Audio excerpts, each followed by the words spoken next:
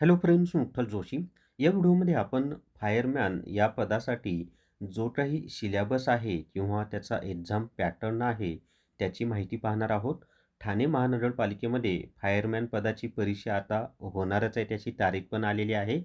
तर नेमका सिलेबस काय आहे, परीक्षेचं स्वरूप काय असणार आहे, ती सविस्तर माहिती आपण पाहूयात. व्हिडिओ शेवटपर्यंत पहा.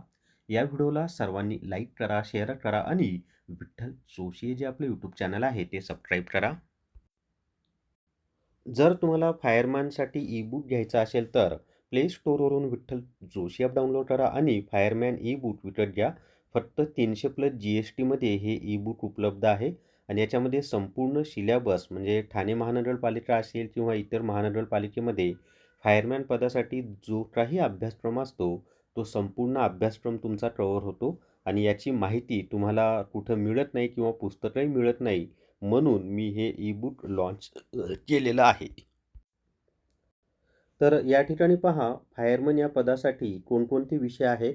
तर तांत्रिक विषय, या तांत्रिक विषयामध्ये ना पूर्णपणे म्हणजे फायर ब्रिगेडचा जो काही तुम्ही अभ्यासक्रम केलेला आहे त्याच्यातले 26 टॉपिक आहेत. त्यांची नावं आपण पाहणार आहोत. व्हिडिओ तुम्ही शेवटपर्यंत पहा. त्यानंतर आहे मराठी व्याकरण, इंग्लिश ग्रामर, सामान्य ज्ञान, बौद्धिक चाचणी आणि तांत्रिक विषय असे सगळे म्हणजे विषय आहेत. 1, 2, 3, 4, 5 विषयांवर मिळून एकूण 50 प्रश्न असणार आहेत आणि सर्वात जास्त प्रश्न हे तांत्रिकचे असतील. आणि पात्रता म्हणजे 10वी लेव्हलचे दर्जाचे प्रश्न असतील. प्रश्न मराठी व इंग्रजी दोन्ही भाषेमध्ये असतील. 50 प्रश्न आणि 100 गुण आणि परीक्षेचा कालावधी आहे 1 तास. तर एका तासामध्ये म्हणजे 60 मिनिटांमध्ये 50 प्रश्न सोडवायचे आहेत आणि गुण आहेत 100. आता हे जे तांत्रिक विषय आहे ना, या तांत्रिक विषयामध्ये एकूण 26 टॉपिक आहेत. तर ते 26 टॉपिक कोणते आहेत त्याची माहिती आपण आता पाहूयात. तर या ठिकाणी पहा, फायरमन या पदासाठी त्यांनी दिलेले टॉपिक आहेत.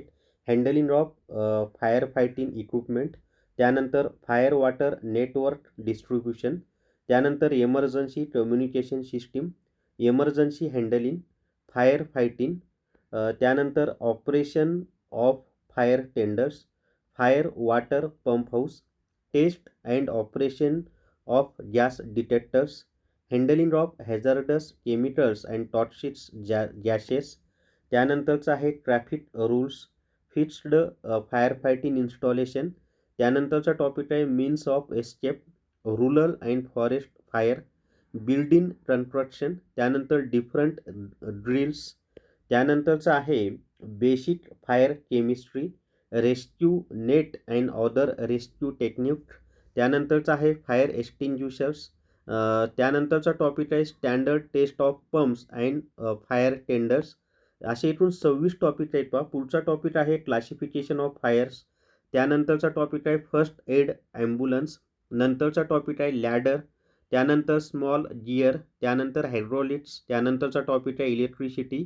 त्यानंतर डिसिप्लिन. असे एकूण 26 टॉपिक आहेत आणि या सगळ्या 26 टॉपिकची मराठीमध्ये माहिती मी आपलं जे फायरमॅन ई बुक आहे त्यामध्ये दिलेली आहे आणि बाकीचे जे विषय आहेत मराठी, इंग्लिश, सामान्य ज्ञान, बौद्धिक चाचणी यांचीसुद्धा माहिती त्या ई बुकमध्ये दिलेली आहे. ते एकाच ई बुकमधून तुमचा तांत्रिक आणि अतांत्रिक दोन्ही घटकांचा सिलेबस कव्हर होणार आहे. तर या व्हिडिओमध्ये एवढीच माहिती. या व्हिडिओला सर्वांनी लाईक करा, शेअर करा आणि विठ्ठल जोशी जे आपलं यूट्यूब चॅनल आहे ते सबस्क्राईब करा. Thank you very much.